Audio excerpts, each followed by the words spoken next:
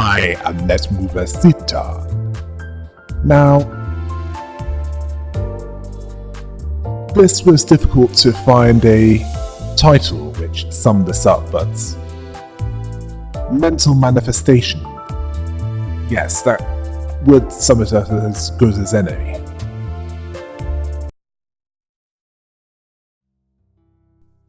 Now, mental manifestation. Where to begin? Yes. Let's go over what we know so far. There's those that manifest E.G.O, both complete and incomplete. Those that distort. Those that turn into abnormalities. Something that Lobotomy Corporation had as a singularity. Likely using monoliths to begin with, and later using cogito,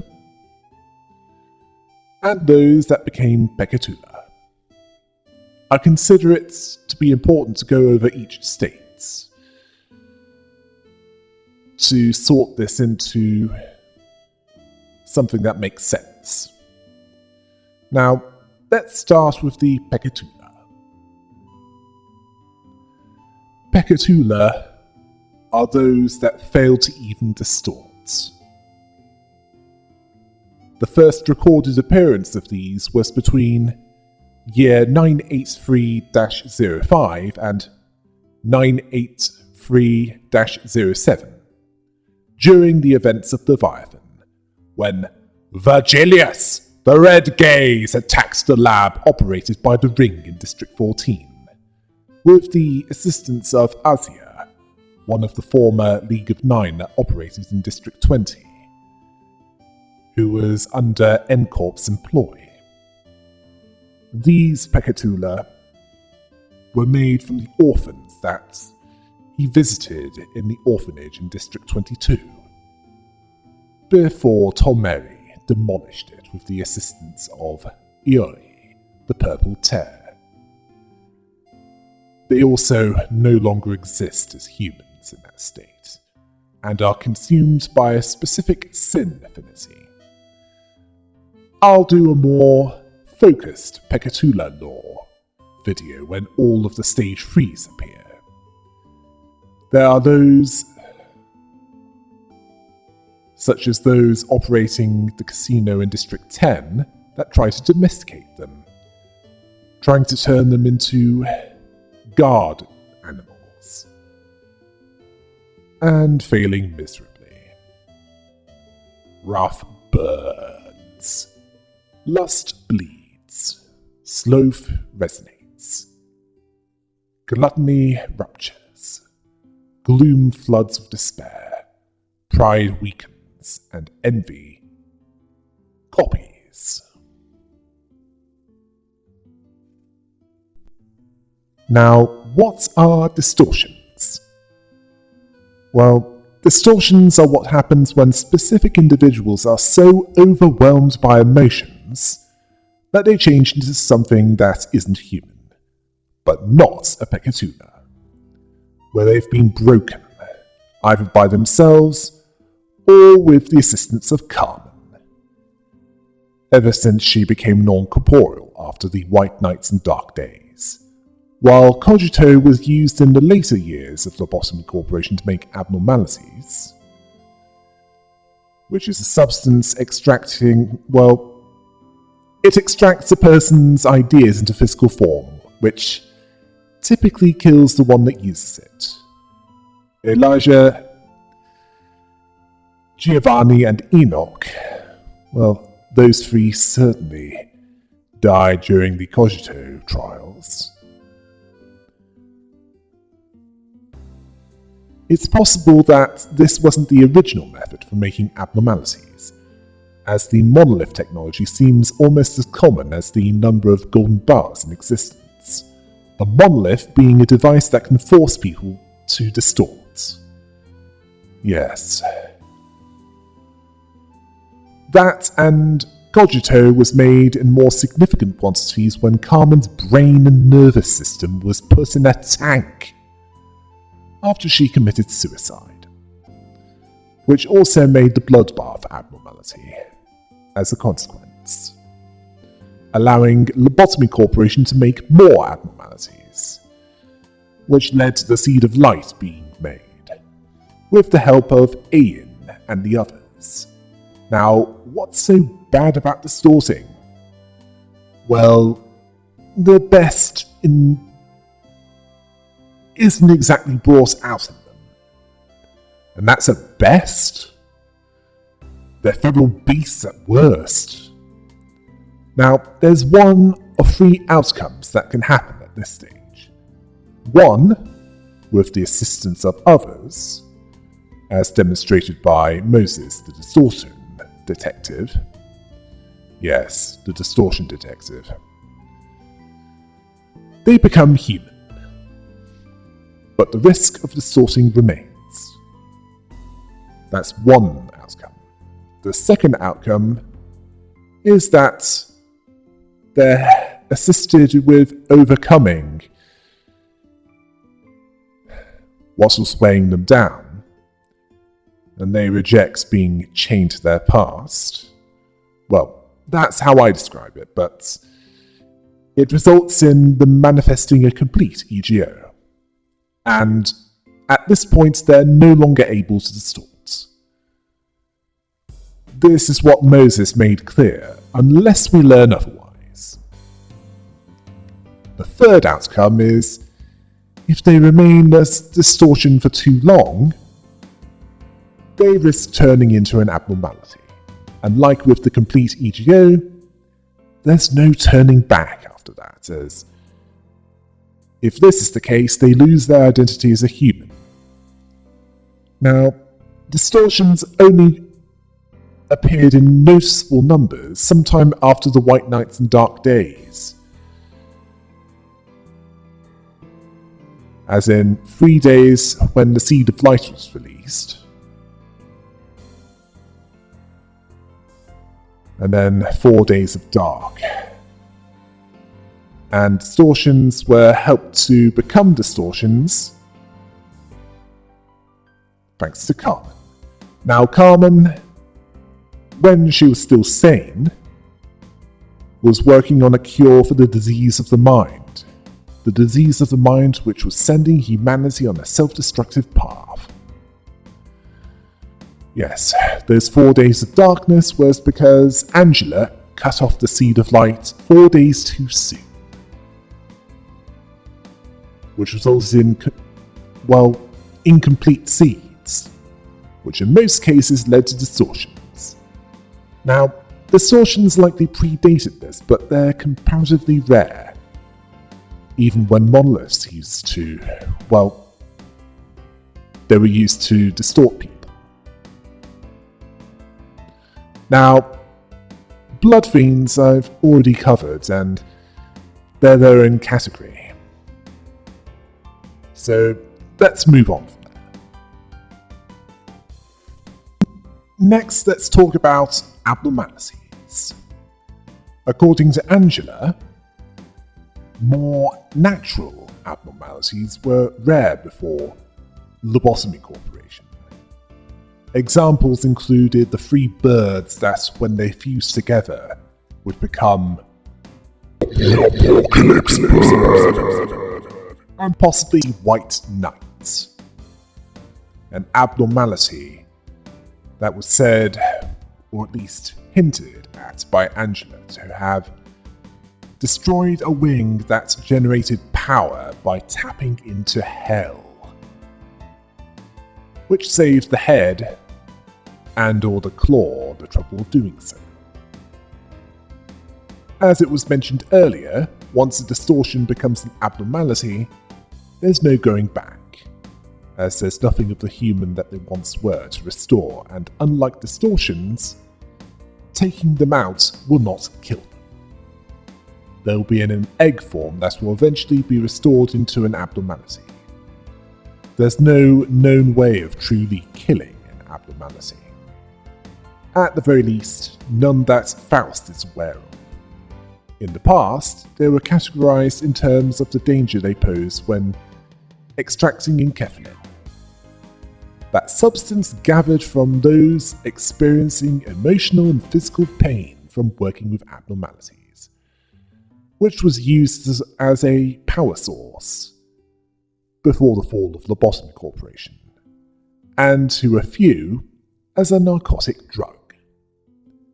Considering that Nezhak, formerly Giovanni, a local of District 11, much like Sinclair, became a junkie, as Nezhak used it to get high in the only way that a brain in a metal body can get high. It was also used by Hode, formerly Michelle, who was a spy for the head, who sold out Ayin and Benjamin after Carmen committed suicide after E.G.O died while volunteering for the experiments, which led to Daniel being killed by released abnormalities, along with Kali, the Red Mist, and Guardian, arbiter of the head, killing each other. And also, Michelle decided to hang herself due to not being able to deal with the guilt. But Ayin decided not to just let her stay dead. There are abnormalities there. Rather, there was, even before Cogito was more widely available to them. As for the categorizations, they ranged from Zayin, which had a minimal danger, such as one sin and hundreds of good deeds, to Aleph, which had the maximum danger that could be experienced, such as White Knight, which requires all of the agents to be made ready, at least as much as they can be, as the smallest of slip-ups will result in them all being wiped out. Well, more than just the 12 chosen by the abnormality. When it's the deceptively harmless Plague Doctor. Although Hoddenheim changed the classification based on how dangerous they were, which is something that also works for, distortions.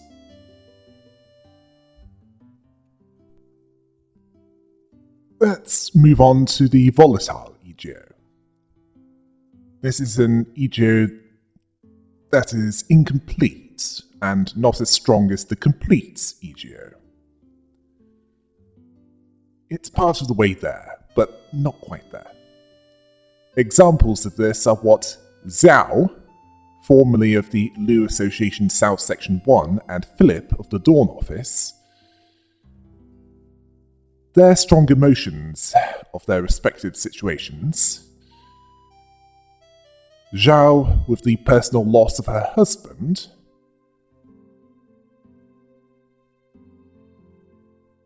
and with Philip not only getting his office wiped out, but the Wedge office as well, where he refused to run and decided to fight to the death, only to teleport into the 8 o'clock circus.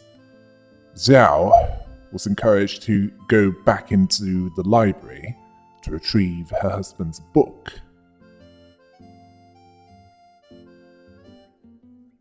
By her own motivations, and also the fact that there were those willing to follow her, even though she handed in her resignation, in order to not ruin their reputation as well.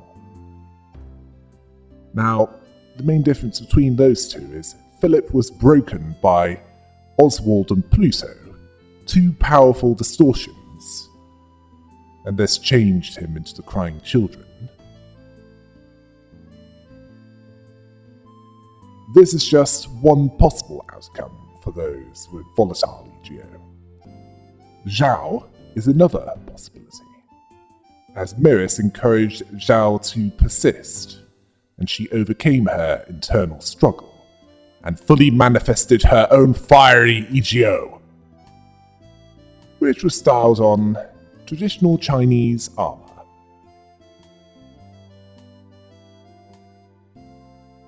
Now, there's an E.G.O of each of the damned dozen that's truly theirs. They're likely a unique kind of volatile E.G.O. Not only are they truly theirs, not from an abnormality, but it doesn't protect them from distortion, which was demonstrated when Carmen successfully distorted Heathcliff, resulting in a boss battle against him. As for the aforesaid E.G.O, this is a full manifestation, where it's stable and much more effective. Examples of this include the fiery E.G.O, who took the form of Chinese-style armor and gave her the ability to burn her foes into ashes. Virgilius, the Red Gaze, which took the form of a bloody cloak and a crown of thorns, which gave him control over blood that could rival that of a blood fiend. Along with Kali, the Red Mist, who manifested her own suit which enhanced her already considerable combat capabilities. Her mimicry prototype sword being from the Aleph abnormality Nothing There. Not something that just about anyone could wield without E.G.O corrosion. The damned dozen had fought free with this. They were considerably powerful opponents.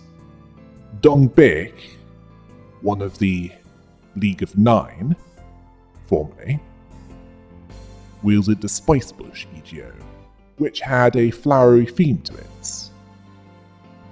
Let's just say it's more effective against just those with an allergy to pollen. Dong Rang, another former League of Nine individual, and the one that betrayed them all, wielded Farm Watch, which appeared to be a reference to traditional Korean attire with cow horns. A reference to the cow that he cared for in District 19, and later on, he killed that cow in order to break free from his past. And subsequently kill who he was. Now with Ahab, she manifested the gas harpoon, which was fueled by the souls of the Pequod's crew, each soul changing the nature of the E.G.O.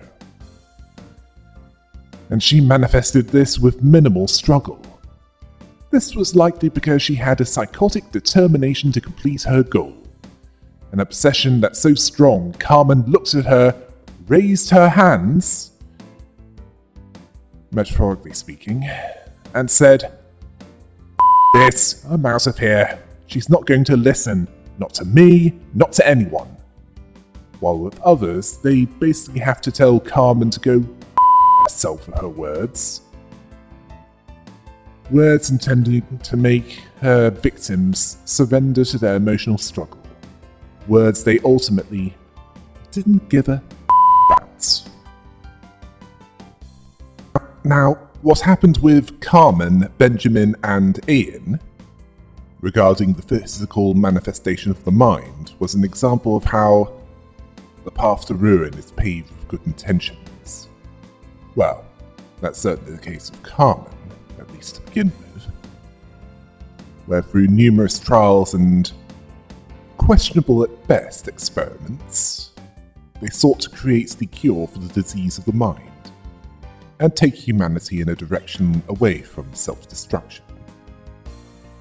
Zena, arbiter of the head, estimated that it would have no noticeable effect long-term. It would ultimately change nothing. They would see to that. Yet Angela's decision to cut it off prematurely, and then release it as planned later led to them growing impatient, allowing the library to be evicted to the relative safety of the outskirts. And while Angela was making her plans to fight against the head, which even she would admit that it would take a while to make a reality, even considering that she perceives reality at an accelerated rate, to the point that it seems like time is moving at 1% at normal speed for her. Even so, Lobotomy Corporation's legacy couldn't be erased. The distortion phenomenon wouldn't go away, and Limbus Company would work towards being a successor to it, collecting the golden bars in the branch facilities, the monoliths to sell to those insane or eccentric enough to buy them, gathering abnormalities, and making from them E.G.O gear and gifts, even experimenting on them, much as Lobotomy Corporation did so before. Although Limbus Company also dealt with distortions, solving those that they can and destroying those that they're unable to, although with the Time Ripper, that one was captured by T-Corp. As for those that have successfully manifested E.G.O, there are those that would use it for productive purposes, if not virtuous purposes, such as Zhao, Kali, and Virgilius. There are those that would use it for what they at least see as good intentions, such as Dongbek, and those that would use it for more selfish purposes, if not for ill intent, such as Dongrang and Ahab. Thankfully, there are no arbiters or claws that have manifested E.G.O. I mean, they're so powerful as they are. Powerful enough to require a quite exceptional colour fixer like Kali, the Red Mist, to defeat them.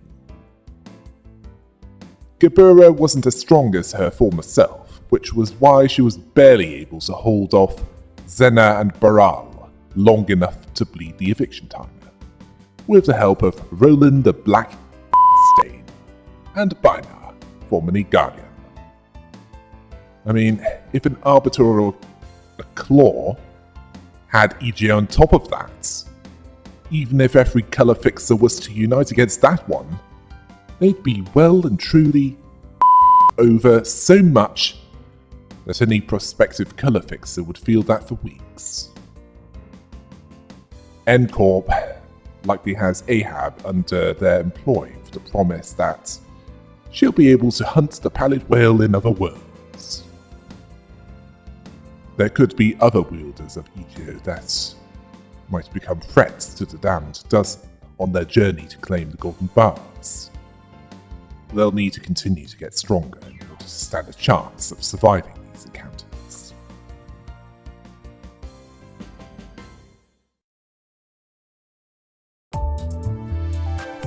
Right. Next will be the Launder Refraction Railway, known as Merry-Go-Round. Until next time, hail the rabbit!